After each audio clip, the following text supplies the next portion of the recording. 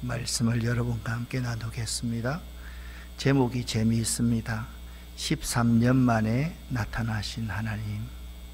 어때요? 여러분들이 13년 만에 나타나신 하나님, 그러니까 어떤 생각이 나시는지 모르겠습니다.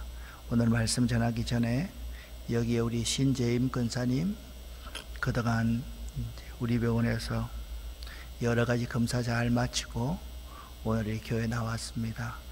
박수로 삼은 격려함 합시다. 고맙습니다.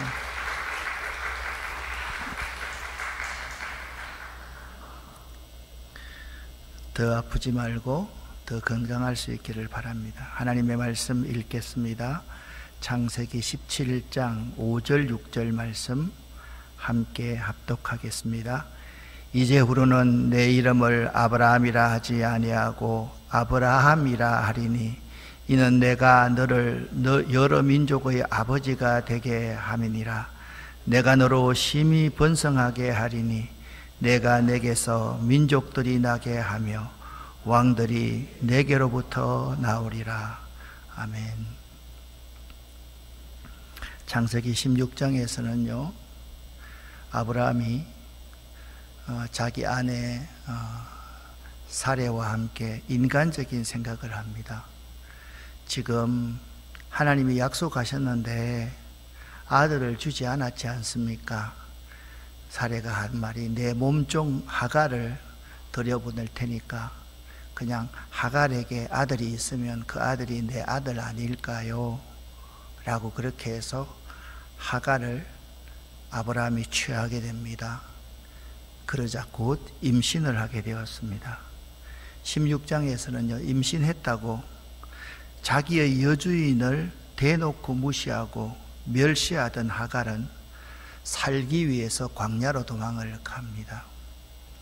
이 광야, 이곳에서 낮을 보냅니다. 이 광야의 낮의 기온은 60도를 상향하는 그러한 기온입니다. 그리고 밤이 되어서 더 이상 자신이 할 것이 전혀 없음을 깨달은 하갈, 이제는요 죽는 수밖에 없었습니다. 거의 죽을 뻔한 그 순간에 하나님께서는 하갈에게 보여주셨는데 뭘 보여주셨는가? 우물을 보여주셨습니다. 울고 있는 하갈, 그런데 그 우물의 이름이 브엘라 헤로이였습니다. 나를 감찰하시는 생존자의 우물이다. 그래서 여러분들이 브엘라 헤로이라는 단어를 잘 기억할 수 있어야 됩니다. 하나님이 나를 지켜보고 계셨다. 하나님이 주인을 대놓고 무시하고서 쫓겨난 나 같은 하갈 같은 사람도 지켜보고 계셨다. 그것이 브엘라 헤로이라는 우물의 의미입니다. 예수님께서 요한복음 7장 1절부터 39절에 보면 초막절 명절 날에 큰 소리로 외치기 시작했습니다. 누구든지 목마르거든 내게로 와서 마시라. 나를 믿는 자는 성경의 이름과 같이 그 배에서 생수의 강이 흘러나리라. 바로 이 브엘라 헤로이라는 이 하갈의 울고 탄식하고 있는 이 모습 가운데 이 하갈이 보혈의 공로로 하나님 앞에 담대하게 나아갈 수 있는 은혜를 입은 것, 이것을 바로 이 사건을 통해서 예수 그리스도 앞에 우리가 담대히 나아갈 수 있는 그림자를 발견할 수 있게 됩니다. 하갈은 다시 주인의 집으로 돌아옵니다. 이때 아브라함의 나이가 몇 살이라 그랬습니까? 86입니다. 86세입니다. 그때 아브라함의 가정이 풍지박산이 되었습니다. 그냥 사레하고 하갈하고 서로 싸우게 되고 아브라함과 사레 사이에도 불화가 있게 되고, 그런데 하나님께서 그 광야에서 하갈에게 여종 하갈에게 명령합니다. 다시 돌아가거라. 돌아가서 내 여주인의 명령에 순종하는 자가 되어라.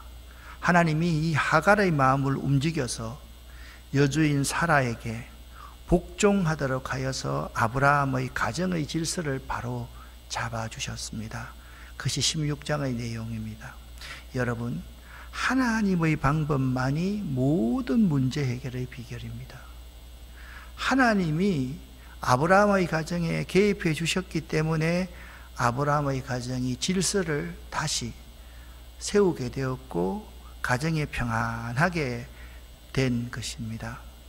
아브라함이 이스마엘을 낳은 날 해가 몇 살이라 그랬습니까? 86, 86세라고 그랬습니다. 그 14년이 지났을 때, 자, 이제 하나님께서 아브라함에게 나타납니다. 17장 1절입니다. 아브라함이 99세 때 여호와께서 아브라함에게 나타나서 그에게 이르시되 나는 전능자이다. 너는 내 앞에서 행하여 완전하라. 그렇게 말씀하고 있습니다. 그래서 여러분 이걸 알아야 돼요. 창세기 16장과 17장은 한 장밖에 차이가 안 나지만 이 한 장 사이에 횟수가 14년이 훌쭉 지나갔다라는 말입니다. 그래서 아브라함이 인간적인 생각으로 하갈을 통해서 이스마엘을 낳고 그로부터 13년이 지냈을 그때 하나님께서 누구에게 나타나셨다?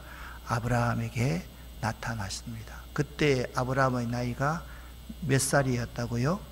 99살, 99세였다라고 말씀하고 있습니다. 이 13년의 세월은요, 많은 것들을 변하게 했습니다. 가장 눈에 띄는 외적인 변화는요, 아브라함이 이제 곧 100세를 눈앞에 댄 것입니다. 여러분, 100세, 그러니까 86 해도 아직까지 살 가능성이 많이 있다, 그렇게 생각이 되는데 100살이다 그러면 죽을 날이 훨씬 더 가까웠다, 그 말 아니겠습니까? 그것은 인간의 힘으로는 더 이상 아기를 갖기에는 전혀 불가능한 나이가 되었음을 보여줍니다. 그러니까 하나님은요, 꼭 이렇습니다. 사람이 할 수 있는 가능성이 0.0001%가 있어도 그때 하나님이 그 사람에게 나타나지 않습니다. 우리가 있잖아요. 아무것도 할 수 없습니다. 내 힘으로는 아무것도 할 수 없습니다. 그렇게 고백할 때 하나님이 나타나서 말씀해 주십니다. 여러분, 모세가 몇 살까지 살았습니까? 120세까지 살았잖아요. 모세가 태어나서 죽을 뻔하다가 갈대 상자에 들어가서 애굽 바로의 공주의 아들이 되었습니다. 그때 모세가 장성했을 때 나이가 40이었습니다. 모세가 있잖아요, 많은 걸 배웠습니다. 정말 민족을 구원할 만큼 능력 있는 사람이 되었습니다. 이때를 I am something의 기간이다. 내가 무엇을 할 수 있는 기간이다. 그때 모세는 어떤 사람이 된 줄 아십니까? 살인자가 되었습니다. 그리고 도망자가 되었습니다. 이 모세는요, 자기가 무언가를 할 수 있다라고 생각할 그때 그는 바로에게 죽을 위기를 맞이하게 된 것입니다. 40살부터 모세가 80세까지 광야에서 이제 대릴 사위를 합니다. 그때의 모세의 인생을 I am nothing의 기간이다. 나는 정말 아무것도 할 수 없습니다. 여러분, 사위라 그러니까 오늘날 사위 아닙니다. 대릴 사위는 옛날 그 시대에 딸 주고 종처럼 부리는 사람이 대릴 사위입니다. 모세가 그 광야에서 40세부터 80세까지 하나님, 저는 아무것도 이제는 할 수 없습니다. 제가요, 수리학도 다, 천문학도 다 까먹었고요, 내가 정말 할 수 있는 것이 아무것도 없습니다라고 할 그 80세가 될 때 하나님이 떨기 불꽃 사이에 나타나셨습니다. 모세가 하루는 보니까 떨기 불꽃 사이에 불이 붙었는데 있잖아요. 떨기나무에서 불이 붙었는데 불이 조금 타고 나면 꺼져야 되는데 꺼지지를 않는 거예요. 하나님께서 모세에게 말씀합니다. 모세야, 네가 선 곳은 거룩한 곳이니 네 발에 신을 벗어라.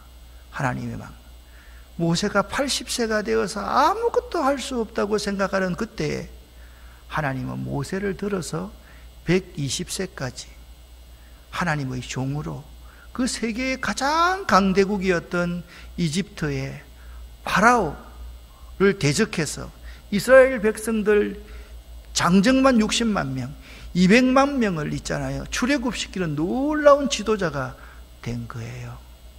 그렇습니다. 이 13년의 세월은 아브라함에게 하나님 이제 내 힘으로는 할 수 있는 것이 아무것도 없습니다. 하나님이 나에게 저 하늘의 별들처럼 자손을 주신다고 그랬고 바다에 모래알처럼 자손을 주신다고 말씀하셨는데 그게 이제 우리 힘으로는 이루어질 수 없습니다 하는 그때가 되었다라는 거죠. 모세의 삶의 모든 부분이 그냥 외형적으로 보면 안정되었고요. 복의 근원답게 아브라함이 하는 일들, 모든 일들을 참 어려움 없이 순조롭게 잘 진행되어 가는 것처럼 보였을 것입니다. 반면에 외형적인 변화는 모세가 100세에 아무것도 할 수 없는 그러한 시기로 바뀌었다. 내적인 변화 역시 있었습니다. 이 아브라함에게서 13년의 기간은요, 잘 살펴보면 이 기간에 공식적으로 아브라함이 하나님과 교제했다는 말이 한마디도 안 나옵니다. 그러나 이 3년의 기간은요, 아브라함에게 있어서는 흑역사와 같은 그러한 기간이었던 거죠. 하나님과 교제가 단절되었고 하나님께서 자신에게 약속해 주신 그 언약의 말씀이 이루어지는 건가? 아니야. 하나님이 말씀하셨지. 아닐 거야. 그런 의문과 불안이 문득문득 그를 감쌌을 기간이 바로 이 13년 동안의 기간이었습니다. 하나님께서 약속하신 약속도 이제 다 잊어버리고 이제는 현실에 안주한 채 무뎌질 대로 묻어진 자신의 모습만 남아있는 기간, 이 기간이 86세 때 이스마엘을 낳고 99세 때 나타나신 그 하나님과의 그 13년 만에 나타난 그 기간의 아브라함의 모습이었습니다. 그런 아브라함에게 어느 날 문득 그것도 13년 만에 아브라함이 극한 영적인 침체에 빠져 있을 때 하나님께서 나타나신 것입니다. 그리고 당신의 모습을 보여주시면서 던지신 일성이 이 말입니다.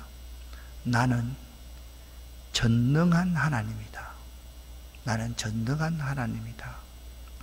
왜 이 시기에 하나님의 전능성을 먼저 말씀하셨을까요? 지난 13년간 말씀드렸듯이 아브라함이 가지고 있었던 하나님에 대한 기억들 중에 이제는 아브라함과 사라의 힘으로는 도무지 하나님의 뜻을 이루지 못하는 그 시기에 하나님이 나타나서 나는 못하는 게 없는 신이야. 난 다 할 수 있어. 너가 100세가 가까워져서 99인데 지금 아내가 임신하면 아들 낳으면 몇 살이 됩니까? 100세가 되잖아요. 그거 내가 할 수 있어. 그 말이 하나님께서 나는 전능자이다 이 말인 것입니다. 여러분, 그리고 하나님이 앞으로 자신이 전개해 나갈 그 계획 가운데 야, 네 인생 네가 살아가는 거 아니야. 네 인생을 내가 주관해. 내가 하는 거야. 네 하는 거 하나도 없어. 그 말씀을 하시기 위해서 하나님이 모세에게 나타나서 첫 마디가 나는 전능하신 하나님이야. 그렇게 말씀합니다. 사랑하는 여러분, 여러분과 제가 있잖아요. 가장 믿음이 성령이 충만한 상태가 있을 때가 언제인지 알아요? 하나님 앞에서 철저하게 나의 부족함과 나의 연약함과 나의 죄성을 고백할 때 그때가 하나님이 일하실 시기입니다. 그 인생은요, 꼭 하나님은 5분 전의 하나님이라는 말 들어보셨죠? 망하기 5분 전까지 하나님이 끄떡도 안 하신다니까요. 이 절벽 끝까지 딱 가서 떨어지려고 할 때까지 하나님이 가만히 계세요. 그러면 우리는 생각할 때 하나님이 죽은 것이 아닌가, 하나님이 안 계신 게 아닌가, 하나님이 나를 버리신 게 아닌가 라고 생각합니다. 그때 하나님이 여러분에게 나타나가지고 하시는 말씀 뭔지 아세요? 나는 모든 것을 다 할 수 있어. 어떻게 하시려니까? 아멘. 아멘 해야 될 거 아닙니까? 아멘입니다. 나는 전능한 하나님이야. 아멘. 내가 정말 아무것도 할 수 없다고 생각하는 그때 하나님이 나를 통해서 일하신 분입니다. 그 고백을 하는 거예요. 그러면서 하나님이 아브라함에게 요구하는 게 있었습니다. 그 요구가 뭐냐? 너는 내 앞에서 행하여 완전하라. 너는 내 앞에서 행하라. 그렇게 말씀하고 있습니다. 하나님이 13년 만에 나타나서 제일 먼저 하신 말씀이 뭐라고요? 나는 모든 것 다 할 수 있는 신이야. 말하고 나서 모세에게 요구하기를 너는 내 앞에서 행하여 완전하라 말씀합니다. 이 말씀의 의미는 너는 내 말에 복종하여 올바르게 살아라. 지난 13년 네 꼴이 뭐니? 아니 말이야, 그 기간 동안 어떻게 나와 교제도 하지 않고 이렇게 신앙의 침체기에 빠져 있었니? 내가 너에게 말한다. 내 말에 복종하여 올바르게 살아라. 그리고 내 앞에서 행하여 라고 말씀하고 있는데, 직역하면 내 앞에서 걸어가라, 내 목전에서 행하라 라는 의미입니다. 이 말은요, 네가 13년 동안 영적인 침체에 빠져 있을 때 그때에도 부엘라 헤로이, 하갈을 지켜보고 감찰하고 있었던 하나님이 너도 지켜보고 있었단 말이에요. 너의 일거수일투족을 지켜보고 계셨다라는 생각을 가지고 내 앞에서 행해야 돼. 이제부터는 내 말만 듣고 복종해야 돼. 하나님이 그렇게 말씀하였습니다. 그게 바로 복종하라는 의미가 완전하라라는 말입니다. 우리 인간의 힘으로 완전해질 수가 없지요. 어떻게 하면 우리가 완전해질 수 있을까요? 신약적인 표현으로 하면 어떻게 하면 우리가 완전해질 수 있을까요? 요새 로마서를 읽는데 참 로마서가 저한테 많이 은혜가 돼요. 제가 좀 젊었을 때 로마서를 강의할 때는 이런 뜻인지를 몰랐는데, 나이가 들어서 로마서를 좀 강의하니까, 야, 너 정말 기쁘고 평안함을 가지고 살고 싶니? 그러면 너를 위해서 살지 말고 다른 사람을 위해서 한번 살아보아라. 그러면 진정한 기쁨과 평안이 무엇인지를 네가 깨닫게 될 거야. 로마서의 결론적인 말씀입니다. 너 위해서 살지 말고 다른 사람을 위해서 살아라. 다른 사람의 필요를 채워주는 그러한 삶을 살아라. 그러면 그 기쁨이 너를 위해서, 너 자녀를 위해서 네가 그들의 필요를 채워주고 기뻐하고 평안을 얻는 것보다 더 말할 수 없는 기쁨이야. 평안이야. 그런데 그 결론 말씀에 로마서 15장 13절 말씀에 이렇게 말씀하고 있습니다. 그런 힘을 자꾸 너는 네 자신을 위해서만 살고 싶지 다른 사람을 위해서 살고 싶지 않잖아. 다른 사람을 위해서 살 수 있는 유일한 방법은 성령을 받아야 돼. 성령이 임하면 돼. 그러면 다른 사람을 위해서, 다른 사람의 필요를 위해서, 예수님처럼 십자가 위에서 다른 사람을 위해서 죽을 수 있단다. 마찬가지입니다. 아브라함이 하나님 앞에 완전히 온전히 하나님 말씀에 복종하고 살려면 자신의 힘으로는 안 되는 거예요. 그러면서 하나님이 아브라함에게 야, 다시는 축첩으로 첩을 얻어가지고 말이야, 첩을 통해서 내 뜻을 이루려고 하는 그런 인간적인 방법 행하지 마. 내 말만 듣고 내 말만 복종하고 내 앞에서 그러면서 살아. 하나님은 아브라함에게 그 요구를 하셨습니다. 하나님은 아브라함에게 요구를 하자 아브라함은 이제 하나님 앞에서 걸어야 했고, 하나님의 얼굴을 향하여 걸어야만 했으며, 너 스스로 네가 주체가 되어서 하나님께 함께 걸어가는 사람이 되어야만 했습니다. 바로 그때 하나님이 아브라함의 이름을 바꿔주십니다. 야, 너 아브라함이라고 하지 말고, 그러니까 창세기 17장부터 아브라함이 되는 겁니다. 이제부터는 열국의 아비라는 뜻을 아브라함이라고 이름을 하거라. 그 말은 무슨 말입니까? 자, 내가 열국의 아비가 된다는 것은 내가 지금 100세의 아들을 낳을 거다 했을 때 방금 뒤에 나온 내용입니다. 에이, 하나님, 어떻게 그런 일이 일어날 수 있어요? 내가 신준아 장로님한테 내년 이맘때 아이가 있을 겁니다. 그러면 아멘 못하겠죠.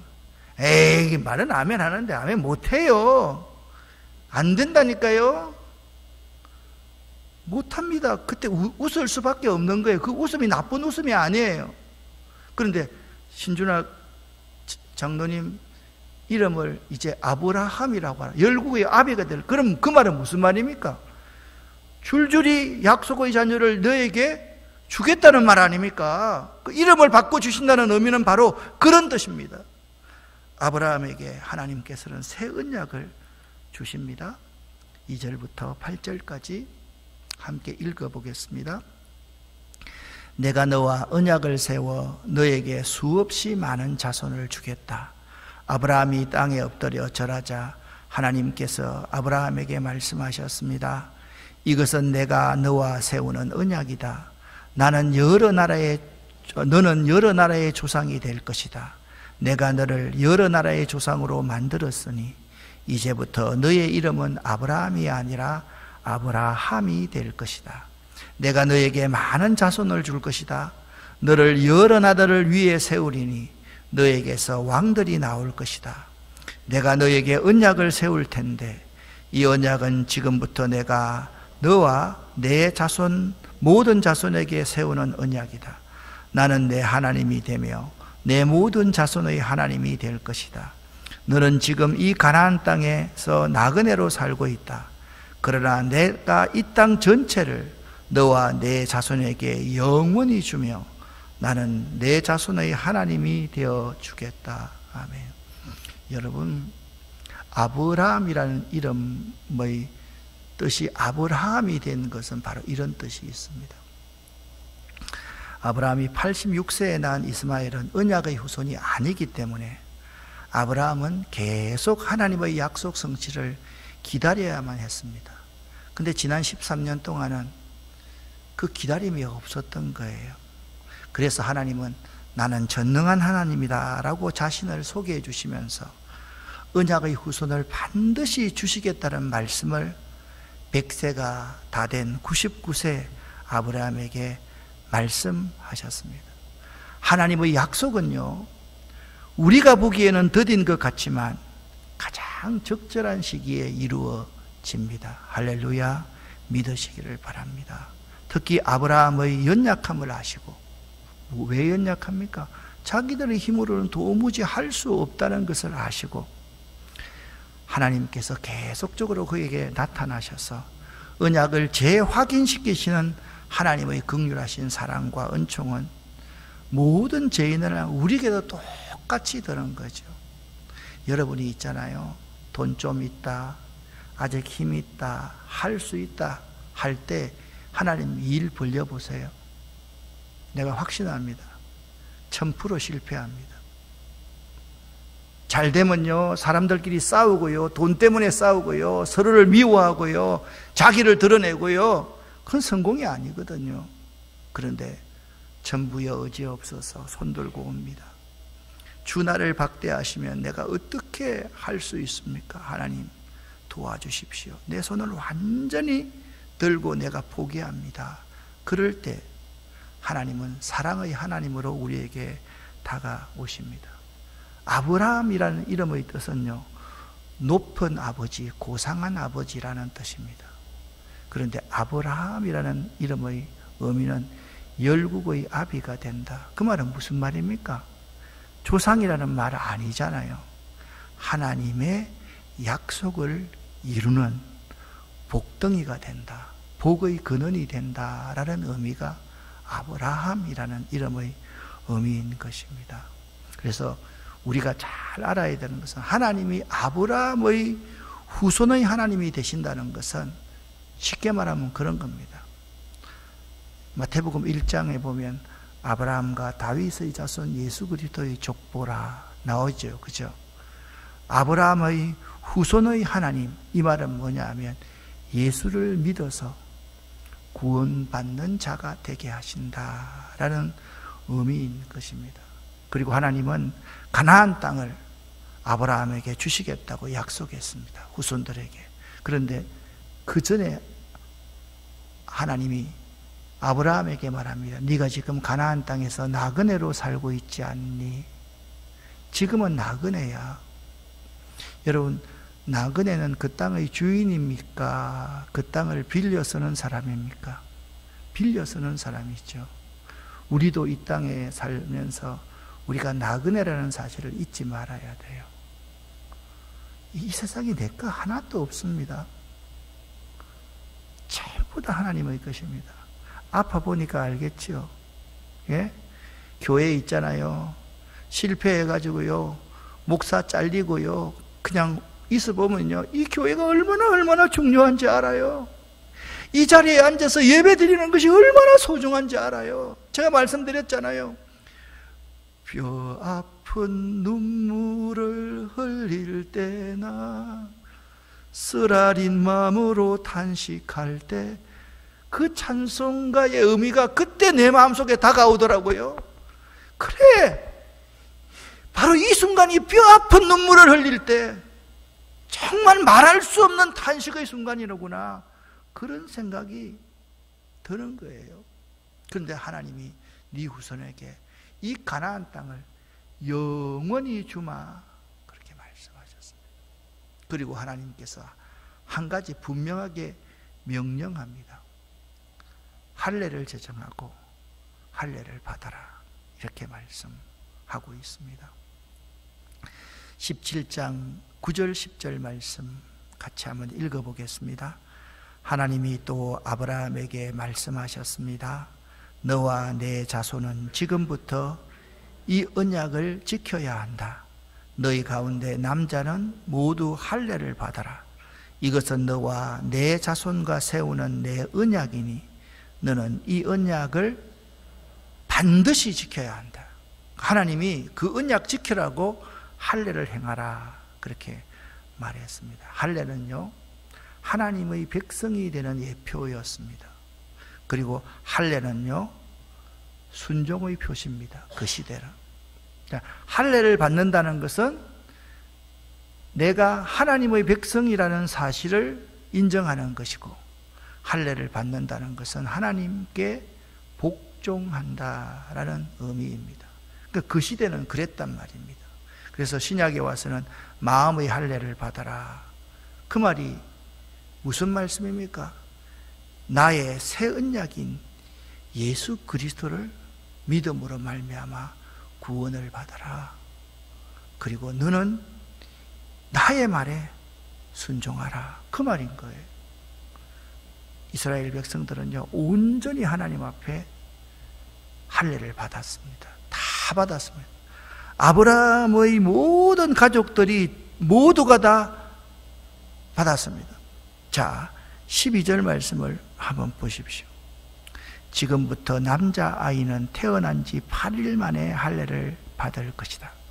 너희 집에서 태어난 종과 너희가 너희 자손이 아닌 외국 사람들에게 돈을 주고 산 사람도 반드시 할례를 받아야만 한다.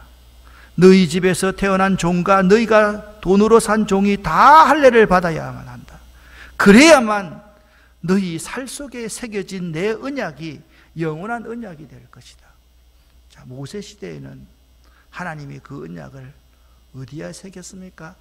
돌판에 새겼지 않습니까? 그것을 신약에 와서는 마음의 비석 신비다 그렇게 말했습니다. 이 돌판에 새긴 하나님의 언약을 그 이전에는 남자의 생식기에 그 하나님의 언약의 피를 딱 흘리게 만드는 겁니다. 14절 말씀을 보면 이렇게 말합니다.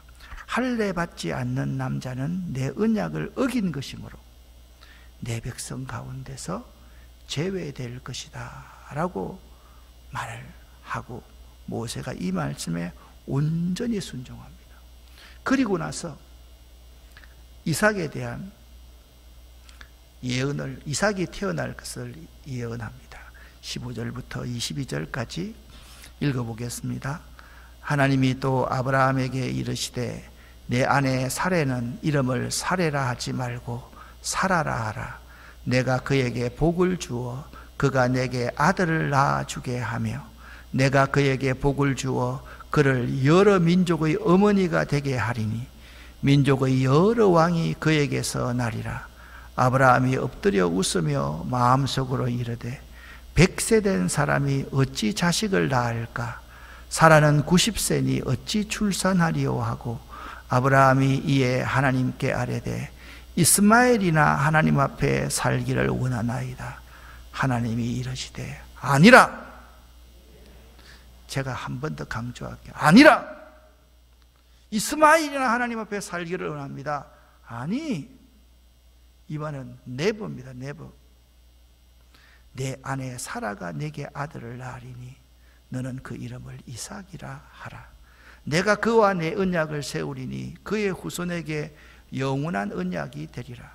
이스마엘에 대하여는 내가 내 말을 들었나니 내가 그에게 복을 주어 그를 매우 크게 생육하고 번성하게 할지라. 그가 12두령을 낳으리니 내가 그를 큰 나라가 되게 하려니와 내 언약은 내가 내년 이 시기에 사라가 내게 낳을 이삭과 세우리라. 하나님이 아브라함과 말씀을 마치시고 그를 떠나 올라가셨더라. 아멘. 우리가요, 다른 종교를 믿어도 예수를 구원을 받을 수 있어요 라고 주장하는 종교인들이 있어요.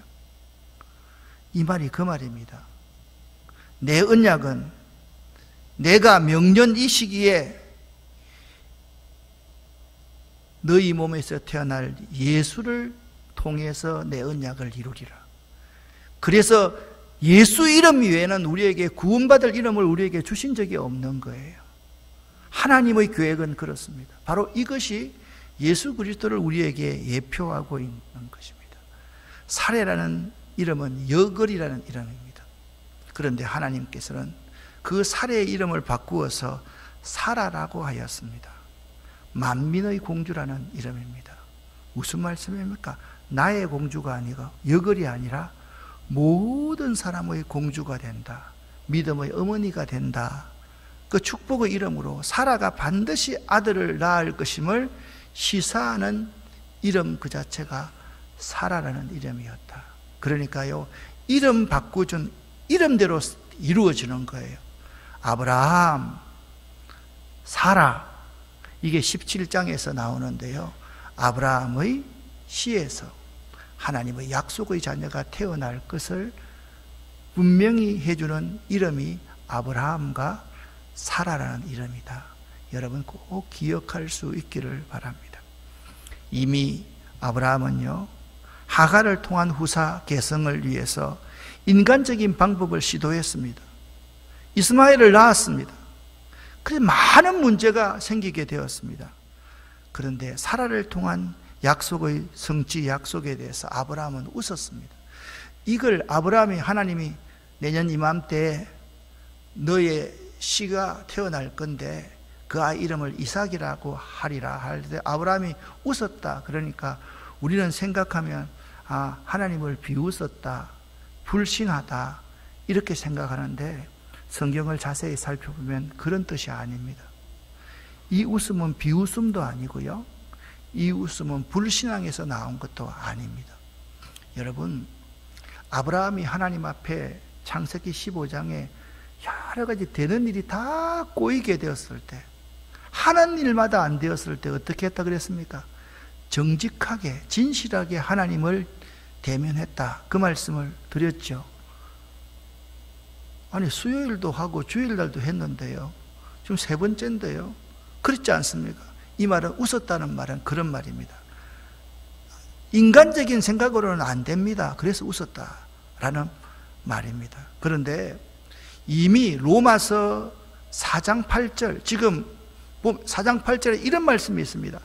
아브라함이 바랄 수 없는 중에 바라고 믿었습니다 라고 말하고 있는 것을 보면, 아브라함이 하나님의 약속에 대해서 비웃고 불순종하고 신앙을 가지고 있지 않았던 것이 아니라, 그는 의심치 않고 믿었는데 하나님, 인간적인 생각으로는 그렇단 말입니다. 지금 그 웃음을 웃었다라고 봐야 맞는 것입니다. 우리들에게 꼭 필요한 믿음은요, 인간적인 마음으로가 아니라 생각될 때 웃어야 합니다. 웃을 줄 알아야 합니다. 아니, 말도 안 되는 말인데 안 웃으면 그게 사람 아니잖아요. 그렇잖아요. 예? 장로님 맞죠? 웃어야 돼요. 그런데 있잖아요, 우리가 하나님이 나타나서 제일 먼저 나타나서 뭐라고 그랬어요? 아브라함에게 나는 전능한 하나님이다 그랬잖아요. 그걸 믿어야 되는 거예요. 우리는 웃지만 하나님은 하실 수 있습니다. 하나님은 유에서 유를 만드시는 하나님이 아니라, 하나님은 무로부터, 아무것도 없는 것으로부터 이 온 세상을 다 만드실 수 있는 분이십니다. 할렐루야. 이 사실을 믿는 믿음이 진짜 믿음인 것입니다. 그래서 신실하신 하나님, 그 하나님을 의심치 않고 반드시 믿는 믿음, 그 믿음이 여러분과 저에게 필요한 거예요. 여러분에게 이런 믿음이 있으시기를 예수 이름으로 간절히 축원합니다. 간절히 축원합니다. 웃을 수 있을 때는 웃으라. 믿어지지 않을 때는 믿어지지 않는다고 말해라. 그러나 한 가지 우리가 분명히 기억할 것이 있다. 하나님이 신실하신 분이라는 사실, 하나님이 전능한 분이라는 사실, 이 사실만은 우리가 결코 잊지 말아야 된다. 이 사실을 오늘 우리에게 말씀해 주고 있는 것입니다. 이제 아브라함이 어떻게 순종하는지 보십시오. 아브라함이 할례를 순종하는데요, 17장 23절에 제가 읽을게요. 이에 아브라함이 하나님이 자기에게 말씀하신 대로, 하나님이 자기에게 말씀하신 대로 순종하였다라고 말씀하고 있습니다. 아브라함은요, 하나님의 말씀에 대하여서 지체하거나 주저하지 않고 적극적으로 순종했습니다. 시행했습니다. 신약 성경에서 예수님께서 베드로와 야고보와 요한들, 그들을 봤을 때 나를 따라오너라, 내가 너를 사람 낚는 어부가 되게 하리라 할 때 그들은요, 모든 것을 버려주고 적극적으로 예수님을 따랐습니다. 바로 이런 믿음이 우리에게 필요한 거예요. 하나님이, 야, 할례라는 것은 내가 너와 다시 언약을 맺는 거야. 그러니 내 언약은 반드시 이루어지는, 나는 신실하신 하나님, 나가 전능한 하나님이라는 사실을 네가 인정하는 것이 뭐냐? 할례 받는 게 아니냐? 그러니 순종하여라. 아브라함의 이러한 순종의 모습은요, 예수 그리스도가 하나님 아버지 앞에 순종한 것의 모형이 됩니다. 그래서 여러분, 하나님의 뜻은요, 그 말씀에 순종하는 자를 통해서 기쁘게 성취된다. 여러분, 순종은요, 있잖아요, 힘없는 사람이 그냥 할 수 없이 하는 것이 아닙니다. 아브라함처럼 웃을 수도 있고요, 안 믿어지니까요, 하나님 어떻게 그런 일이 일어날 수 있습니까? 하나님, 내가 하는 일이 왜 이렇게 다 하고 꼬입니까? 하나님이 불러가지고 가나안 왔잖아요. 그런데 왜 흉년이 들고 애국으로 내려가니까 내 부인 빼앗길 거고 내 조카 롯하고 이렇게 헤어져야만 되고 왜 이런 일이 나에게 일어나는 겁니까? 하나님 앞에 정직하게 나아가야 되는 거예요. 내년 이맘때 너에게 아들이 있을 것이다. 아브라함이 웃었어요. 웃어야 맞지요. 그때 아멘 하는 사람이 무슨 맞는 일입니까? 나는 못하지만 누가 할 수 있어요? 하나님이 하실 수 있습니다. 그걸 믿는 믿음이 진짜 믿음이라는 거예요. 여러분, 오늘 창조주 하나님을 향한 피조물 인간의 사랑에는 반드시 순종이 있어야만 합니다. 그렇지 않으면 그것이 의미가 없습니다. 프란시스 세프 목사님의 말입니다. 여러분에게 이 순종의 기름 부음이 오늘 이 저녁 넘쳐날 수 있기를 예수 이름으로 간절히 축원합니다. 아멘. 한 말씀만 더 드립시다. 하나님 가라 하면요, 가고요. 하나님이 서라 하면 서십시오. 하나님이 일어나라고 하면 일어나시고, 하나님이 멈추라 하면 멈추십시오. 이것이 하나님의 뜻을 이루는 비결이다. 꼭 기억할 수 있기를 바랍니다. 기도하겠습니다. 하나님 아버지, 13년 만에 나타나신 하나님, 그러나 13년 동안 하나님은 밤마다 문 열어놓고 마음 졸이시며 아브라함의 믿음이 회복되기를 기다리고 기다리셨던 분임을 이 시간 고백합니다. 하나님, 우리에게 나를 보고 계시는 하나님, 그 하나님 앞에서 행할 수 있는 믿음 허락하여 주시옵소서. 예수 그리스도 이름으로 축복하옵고 간절히 기도 올립니다. 아멘.